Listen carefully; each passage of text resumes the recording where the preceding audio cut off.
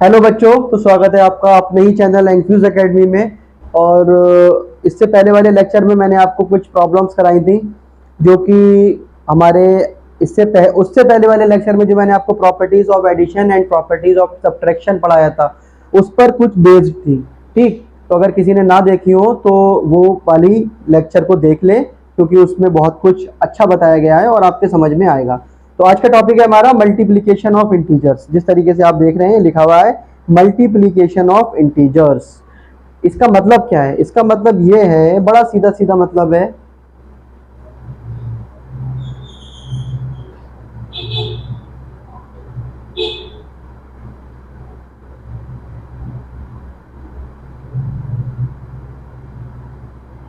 Multiplication of integers. देखिए, multiplication का मतलब तो सबको पता है कि गुणा कराना। और गुणा किसकी कराना? इंटीजर्स की। और इंटीजर्स भी सबको पता है क्या दो तरीके के होते हैं, मैंने आपको बताया था, एक पॉजिटिव और एक निगेटिव। याद है ना? Multiplication of integers.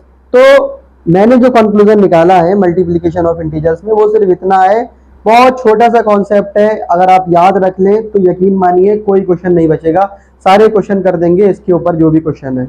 ठीक, तो इसके अंदर दो बातें याद रखिए। पहली बात तो ये है, मल्टीप्लाई कराते समय आप नंबर की मल्टीप्लाई नंबर से कराएं, नंबर की मल्टीप्लाई और नंबर से कराएं। दूसरी बात यह है कि अब मल्टीप्लिकेशन ऑफ इंटीजर्स है तो उसके साथ में साइन भी होंगे, प्लस और माइनस के। तो साइन की मल्टीप्लाई साइन से कराएं। ये दो चीजें हैं, ये दो चीजें आपको याद रखना है और कोई भी क्वेश्चन आपसे नहीं छूटने वाला, यकीन मानिए। ठीक, एक छोटा सा कॉन्सेप्ट और मैं आपको बता देता हूं, वो ये कॉन्सेप्ट है कि अगर आप जब मल्टीप्लाई कराते हो नेगेटिव साइन की, मान लीजिए कि आपके पास नेगेटिव इनटू नेगेटिव, तो आपको पता है कि क्या मिल रहा है, प्लस, फिर आपने कराई इसकी मल्टीप्लाई 3 बार, तो माइनस और माइनस क्या हुआ प्लस, और प्लस और माइनस क्या हुआ माइनस। फिर आपने कराई, सॉरी ये माइनस है, इसकी मल्टीप्लाई 4 टाइम, तो माइनस और माइनस प्लस, प्लस और माइनस माइनस, और माइनस और माइनस प्लस, ये आपको रिजल्ट मिले हैं। तो यहां से हमने ये सीखा कि जब भी नेगेटिव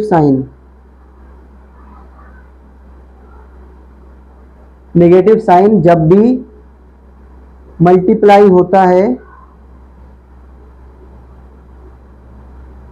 इवन ऑर्डर में, जब भी मल्टीप्लाई होता है इवन ऑर्डर में तो हमें आंसर मिलता है प्लस का, अभी समझाऊंगा। और जब भी नेगेटिव साइन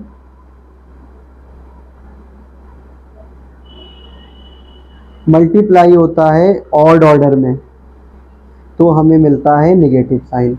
ये इवन ऑर्डर और ऑड ऑर्डर क्या है? इवन का मतलब आपको पता होगा,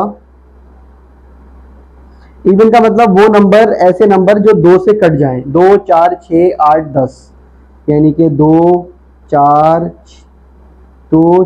6 8 10। और मतलब कि नेगेटिव साइन या तो 2 बार मल्टीप्लाई हो, या फिर 4 बार मल्टीप्लाई हो, या फिर 6 बार मल्टीप्लाई हो, या फिर 8 बार मल्टीप्लाई हो, या फिर 10 बार मल्टीप्लाई हो, हमेशा आपको रिजल्ट क्या मिलेगा? प्लस। आपको बार बार कराने की जरूरत नहीं है। और ऑड ऑर्डर का मतलब क्या है? ऑड का मतलब ऐसे नंबर जो 2 से डिवाइड ना हो, यानी कि 1 3 5 7 9। इसका मतलब यह है कि अगर कोई नेगेटिव साइन है वो एक बार 3 बार मल्टीप्लाई हो रहा है, 5 बार मल्टीप्लाई हो रहा है, 7 टाइम मल्टीप्लाई हो रहा है, या 9 टाइम मल्टीप्लाई हो रहा है, अगर उसका ऑर्डर ऑड में है और वो मल्टीप्लीकेशन में है बीच में, तो हमें आंसर क्या मिलेगा? नेगेटिव। ठीक, ये छोटी सी बातें थी, बहुत काम की बातें हैं, यकीन मानिए आपके बहुत काम आएंगी। ठीक है, तो ये क्वेश्चन ये मैंने आपको बातें बताई। पहली बात क्या है, नंबर की मल्टीप्लाई नंबर से कराना है और साइन की मल्टीप्लाई साइन से कराना है। और अगर नेगेटिव साइन इवन ऑर्डर में मल्टीप्लाई हो रहा है तो हमें आंसर क्या मिलेगा, प्लस। और नेगेटिव साइन अगर ऑड ऑर्डर में मल्टीप्लाई हो रहा है तो हमें आंसर क्या मिलेगा, बताइए, नेगेटिव। ठीक, तो देखिए कुछ मैं एग्जाम्पल लेता हूं। एग्जाम्पल क्या क्या हो सकते हैं इसके।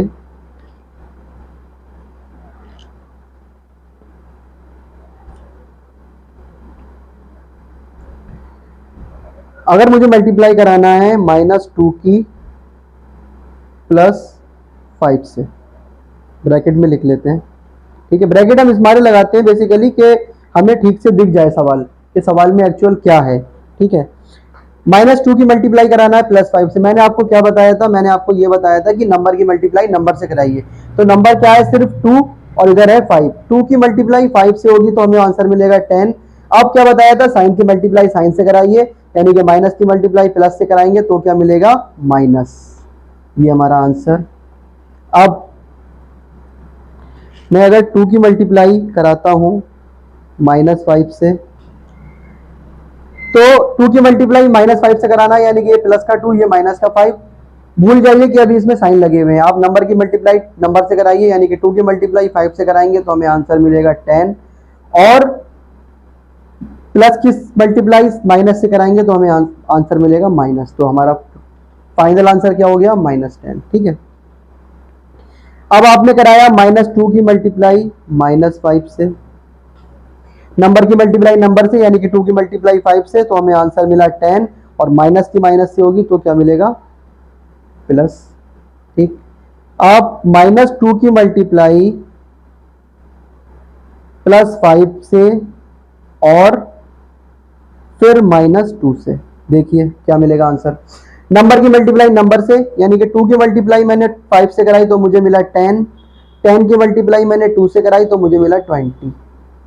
अब साइन की मल्टीप्लाई साइन से, माइनस की मल्टीप्लाई प्लस से हुआ तो माइनस प्लस माइनस, और माइनस की मल्टीप्लाई फिर माइनस से हुआ तो माइनस माइनस प्लस।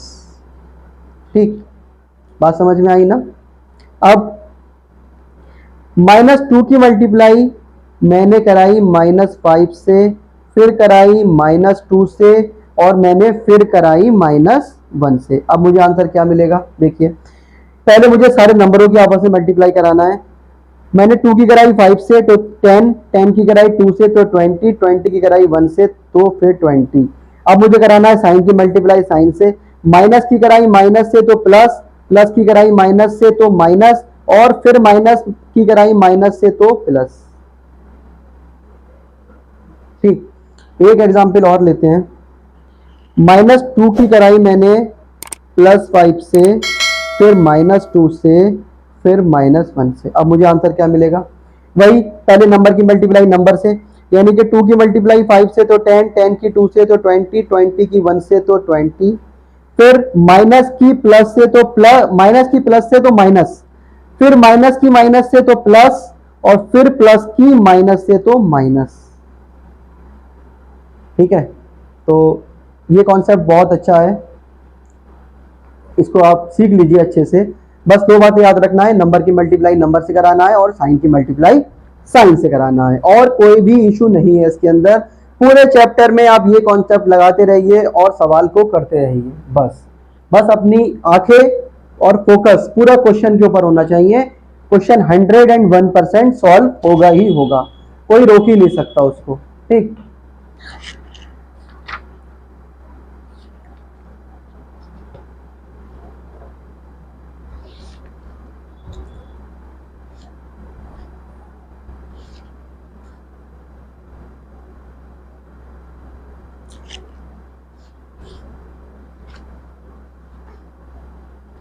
जिस तरीके से प्रॉपर्टीज आपने पढ़ी थी, properties of addition and properties of subtraction, इसी तरीके से प्रॉपर्टीज ऑफ मल्टीप्लिकेशन भी हैं।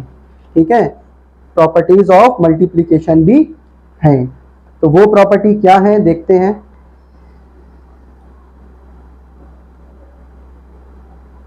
और अभी आपने देख ही लिया था कि इन प्रॉपर्टीज का कितना इंपॉर्टेंट रोल प्ले हुआ था क्वेश्चंस को सॉल्व करने में।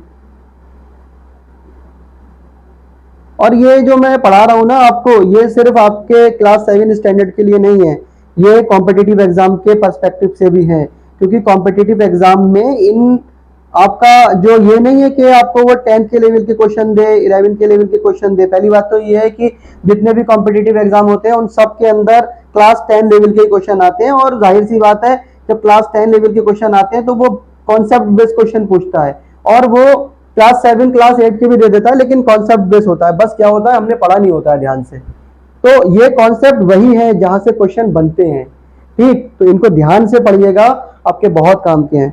तो जिस तरीके से हमने properties of addition and subtraction पढ़ी थी, उसी तरीके से प्रॉपर्टीज ऑफ मल्टीप्लिकेशन भी हैं, ठीक। तो इसके अंदर सबसे पहली वाली प्रॉपर्टी जो आपने पढ़ी थी पीछे, वो क्या थी? क्लोजर।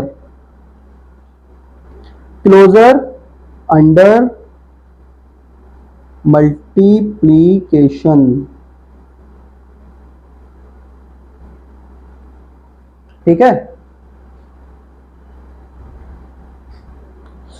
देखिए क्लोजर फॉर अंडर मल्टीप्लिकेशन मतलब कि आपको क्लोजर चेक करना है मल्टीप्लिकेशन के अंदर। जिस तरीके से आपने एडिशन और सब्ट्रैक्शन में चेक किया था क्लोजर, उसी तरीके से आपको मल्टीप्लिकेशन में चेक करना है। क्लोजर का मतलब क्या होता था कि हम वहां पर दो इंटीजर को आपस में जोड़ रहे थे तो हमें आंसर इंटीजर मिल रहा था, दो इंटीजर को आपस में घटा रहे थे तो हमें आंसर इंटीजर मिल रहा था। इसी तरीके से हमें चेक करना है कि क्लोजर मल्टीप्लिकेशन में एप्लीकेबल है या नहीं है। चेक कर लेते हैं। अगर मैंने 5 की मल्टीप्लाई 4 से कराई तो मुझे आंसर मिला 20। फिर मैंने -5 की मल्टीप्लाई 4 से कराई तो मुझे आंसर मिला -20। फिर मैंने -5 की मल्टीप्लाई -4 से कराई तो मुझे आंसर मिला 20। अब देखिए ध्यान से, ये +5, ये +4, ये +20, तो ये भी एक इंटीजर है, पॉजिटिव इंटीजर, ये भी एक इंटीजर है, और ये भी एक इंटीजर है। -5 एक नेगेटिव इंटीजर है, +4 एक पॉजिटिव इंटीजर है, और -20 एक नेगेटिव इंटीजर है। -5 एक नेगेटिव इंटीजर, -4 एक नेगेटिव इंटीजर, +20 एक पॉजिटिव इंटीजर। ये क्या है? Negative integer. ये क्या है? Negative integer. और ये क्या है? Positive integer. तो जो रिजल्ट निकल के आया वो ये निकल के आया कि अगर मैं दो इंटीजर को आपस में मल्टीप्लाई करा रहा हूं तो मुझे आंसर इंटीजर ही मिल रहा है। तो इसका मतलब ये है कि क्लोजर जो है वो मल्टीप्लिकेशन में काम करता है, ठीक है। तो इसका मतलब ये है कि क्लोजर मल्टीप्लिकेशन में काम करता है, तो हमने यहां लिख दिया यस, ठीक। दूसरी प्रॉपर्टी क्या थी भाई साहब? दूसरी प्रॉपर्टी हमारी थी कम्यूटेटिव।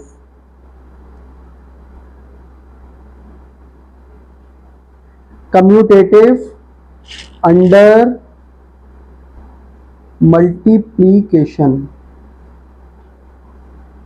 ध्यान करिए, कम्यूटेटिव प्रॉपर्टी में मैंने आपको क्या बताया था? कम्यूटेटिव प्रॉपर्टी में आपको यह बताया था कि अगर दो इंटीजर का ऑर्डर चेंज कर दे, दो इंटीजर को ऐड करते समय या डिफरेंस करते समय उनका ऑर्डर चेंज कर दे तो उनके आंसर पे कोई फर्क नहीं पड़ता। दो इंटीजर को ऐड करते समय अगर हम उनके ऑर्डर को चेंज कर दें तो उनके आंसर पे फर्क नहीं पड़ता, लेकिन दो इंटीजर को डिफरेंस करते समय उनके ऑर्डर को चेंज कर दे तो उनके आंसर पे फर्क पड़ता है। इससे ये रिजल्ट निकल के आया था कि कम्यूटेटिव जो है वो सब एडिशन में तो काम करता है लेकिन सब्ट्रैक्शन में काम नहीं करता। अब हम इसी तरीके से चेक करते हैं कि कम्यूटेटिव मल्टीप्लिकेशन में एप्लीकेबल है या नहीं है। देख लीजिए भाई, मैंने यहां लिखा 4, फिर यहां लिखा 5, यहां लिखा 4, इसकी कराई मल्टीप्लाई। अब मैंने क्या करा, इस 4 को ले लिया पहले और इस 5 को ले लिया बाद में, तब भी आंसर आया 20। अभी रुक जाइए, थोड़ा सा सब्र कीजिए, ठीक। फिर मैंने लिया -5 इंटू 4 तो मुझे मिला -20। अब मैंने क्या करा, 4 इंटू -5। रुकिए, अभी और रुकिए थोड़ा सा। मैंने लिया -5 इंटू -4 तो मुझे मिला 20। अब मैंने क्या करा, -4 इंटू -5, फिर भी मुझे मिला 20। देख लीजिए दोनों ही केस में आंसर्स हमारे सेम आ रहे हैं। हमने क्या करा, इंटीजर के ऑर्डर को चेंज किया। यहाँ 5 पहले नंबर पर था तो हमने दूसरे नंबर पर ले लिया। यहाँ 4 दूसरे नंबर पर है तो हमने इसको पहले नंबर पर ले लिया। यहाँ -5 पहले नंबर पर है तो हमने इसको दूसरे नंबर पर ले लिया। यहाँ 4 दूसरे नंबर पर है तो हमने इसको पहले नंबर पे ले लिया। यहाँ -5 पहले नंबर पर है तो हमने इसको दूसरे नंबर पे ले लिया। यहाँ -4 दूसरे नंबर पर है तो हमने इसको पहले नंबर पे ले लिया। लेकिन इसके ऑर्डर को चेंज करने पर इनके आंसर में कोई भी फर्क नहीं पड़ा। तो इस बात से यह साबित होता है कि कम्यूटेटिव जो है वो मल्टीप्लिकेशन में काम करता है, इसका मतलब वो उसमें वैलिड है। ठीक,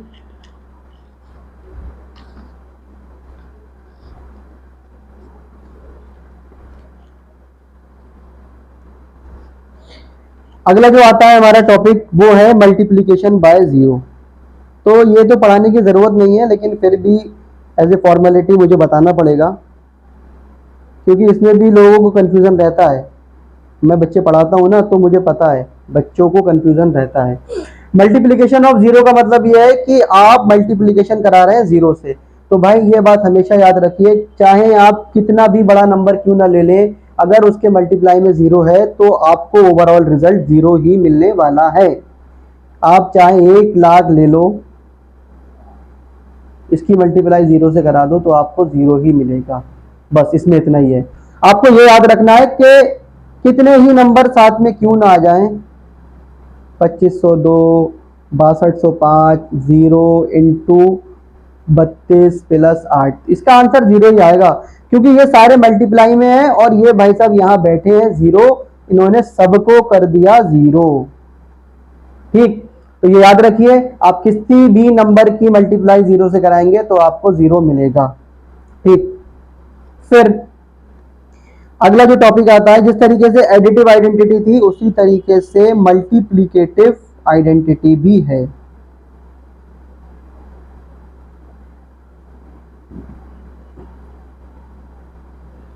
मल्टीप्लिकेटिव आइडेंटिटी का मतलब ये है सीधी भाषा में, अगर आप किसी इंटीजर की मल्टीप्लाई ऐसे नंबर से करा रहे हो कि उसको उस नंबर से मल्टीप्लाई कराने के बाद उस इंटीजर में कोई फर्क ना पड़े, तो वो चीज क्या है, मल्टीप्लिकेटिव आइडेंटिटी।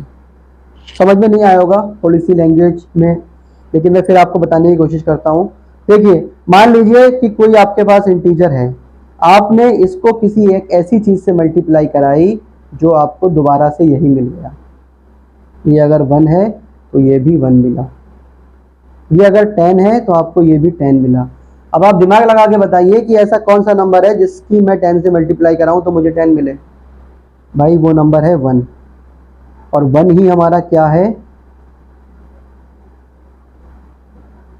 Multiplicative identity. समझ में आया है ना, मल्टीप्लिकेटिव आइडेंटिटी। ठीक,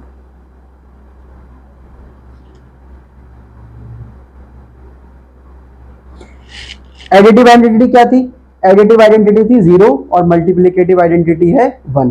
तो चाहे तो यहां लिख लीजिए, बहुत ही जरूरी चीज है ये, बहुत जरूरी चीज है, छोटी सी चीज है लेकिन ऐसे ऐसे एग्जाम में आई है, यकीन माने, और बच्चों ने गलत आंसर लगा के आए हैं। तो मल्टीप्लिकेटिव आइडेंटिटी जो है वो है 1, और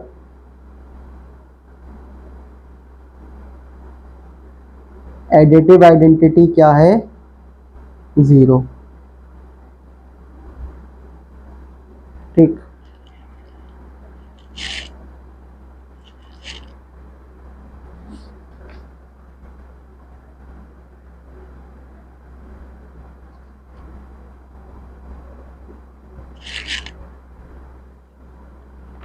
दो प्रॉपर्टी और है, सोच रहा हूँ खत्म करा दूं, क्योंकि फिर आगे पढ़ाएंगे इसके। अगली जो प्रॉपर्टी आपने पढ़ी थी मल्टी क्या नाम उसका, एडिशन और सब्ट्रैक्शन में, इसी तरीके से इसमें भी है, एसोसिएटिव फॉर मल्टीप्लीकेशन।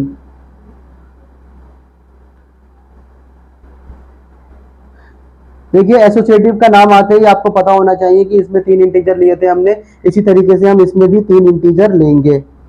ठीक, तो एसोसिएटिव प्रॉपर्टी का मतलब ये है, इन जनरली अगर आप लिखें तो मैंने लिखा a इंटू बी इंटू सी, तो मैंने क्या करा, b को ब्रैकेट के बाहर निकाला और a को ब्रैकेट के अंदर ले लिया, तो ये इक्वल होता है। आइए देख लेते हैं इसके एक एग्जाम्पल को लेके।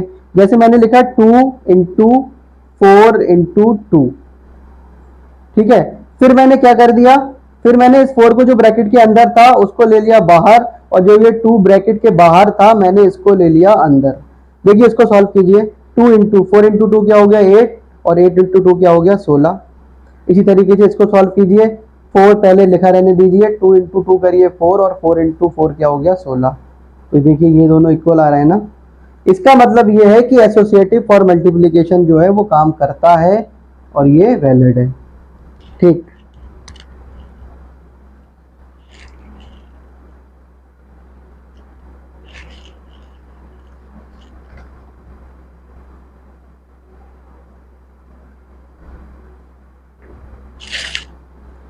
अगला जो एक छोटा सा टॉपिक है वो भी देख लेते हैं, distributive property.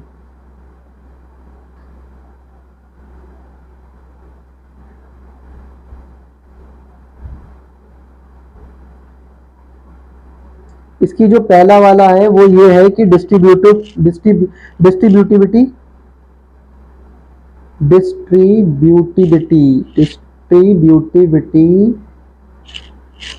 Of multiplication over addition. ये आपको लगता होगा कि ये बोर लग रहा है आपको पढ़ते हुए, लेकिन यकीन मानिए बहुत काम की चीजें हैं। तो देखिए डिस्ट्रीब्यूटिव प्रॉपर्टी का मतलब ये है कि डिस्ट्रीब्यूट से आप समझते होंगे कि बांटना। अभी आपको समझ में आएगा कि क्या बांट रहे हैं। तो पहला वाला जो इसका है distributivity of multiplication over addition, वो किस तरीके से है, इसको मैं एक क्वेश्चन लेके सॉल्व कराने की कोशिश करता हूं आपको। जैसे मैंने ये लिखा माइनस का 2 इंटू 3 प्लस 5, ठीक है। इस क्वेश्चन को करने के मेरे पास दो तरीके हैं। वो तरीके क्या क्या हैं देख लीजिए। पहला वाला तरीका फर्स्ट मेथड और सेकंड मेथड।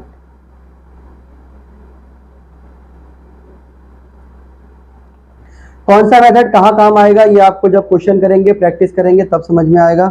तो मैं पहले वाले मेथड की तरफ जाता हूं। पहले वाले मेथड में मैं ऐसा करूंगा कि मैंने ये क्वेश्चन उतारा, देखिए मुझे यहाँ पर दो ब्रैकेट दिख रही है, पहली वाली ब्रैकेट के अंदर -2 है और दूसरी वाली ब्रैकेट के अंदर 3 + 5 है। तो मैंने ये बोर्ड मार्क्स में पढ़ा है कि भाई सबसे पहले ब्रैकेट सॉल्व करते हैं, और ब्रैकेट सॉल्व करने के लिए इस वाले क्वेश्चन के अकॉर्डिंग ब्रैकेट के अंदर 3 + 5 लिखा हुआ है, जिसका मतलब होता है 8। तो मैंने -2 ऐसे लिखा और मल्टीप्लाई का निशान लगाया और इस 3 + 5 की जगह लिख दिया 8। अब मुझे पता है कि यहाँ पर दो इंटीजर है -2 और 8, इनकी मल्टीप्लाई कराना है। तो -2 की मैं 8 से कराऊंगा, इसके लिए पहले मैं नंबर की नंबर से कराऊंगा, यानी कि ये जो नंबर की नंबर से होगी तो 2 8 = 16, और फिर साइन की साइन से होगी तो माइनस प्लस माइनस, मुझे इसका आंसर मिला 16।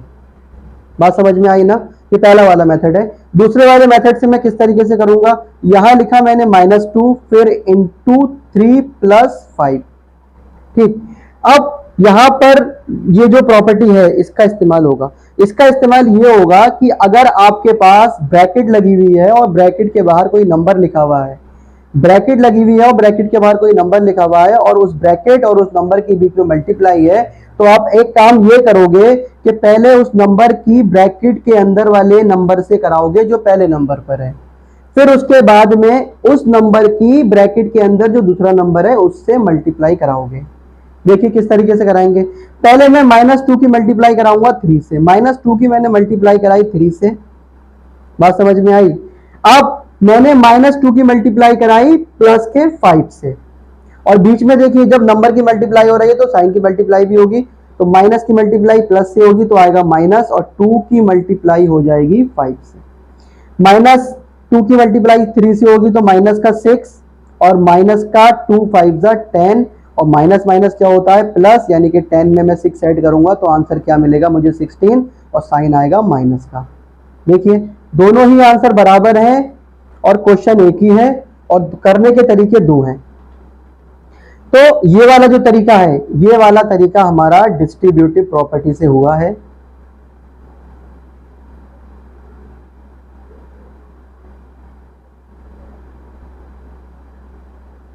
ठीक, देखिए किस तरीके से डिस्ट्रीब्यूटिव प्रॉपर्टी लगी। मतलब ये जो 2 था ये डिस्ट्रीब्यूट हो गया, एक तो 3 में और एक 5 में। बात समझ में आई। और इस ब्रैकेट के अंदर प्लस लगा हुआ है तो इसका मतलब ये पहले वाली प्रॉपर्टी है, distributivity of multiplication over addition. Over addition, distributivity of multiplication over addition. इसका जो दूसरा वाला पार्ट है वो पार्ट क्या है,